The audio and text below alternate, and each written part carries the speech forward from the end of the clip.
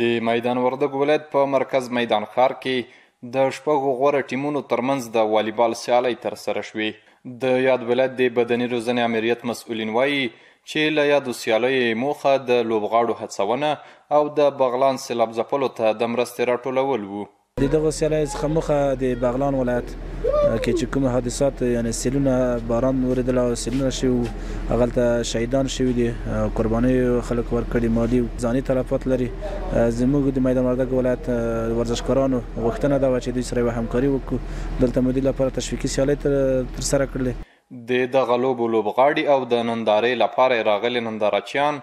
د دا ډول سیالیو په لاره اچول نیک اقدام بولي او همدارنګه په ټولو هیوادوالو غږ کوي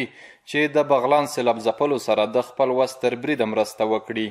بس له ټولو هیوادوالو نه دا غوښتنه ده چې دغسې یا سیالۍ جوړې کړه یا عمومي کومک په خاطر چې هغه هم زموږ ورونه دي او هغو سره مرسته وشي او داسې کمپاین شروع وکړه چې دغه ښې لوبې د الله نور هم پرمختګ ورکړي او د سیلاب ځپلو لپاره هم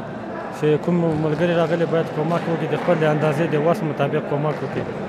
بغلان ولایت چې د وروستیو برختونو له امله سخت زیانمن شو، د سیلاب ځپلو د لاسنیوي په موخه په میدان وردګو ولایت کې د مرستو راټولولو لړۍ لا هم دوام لري.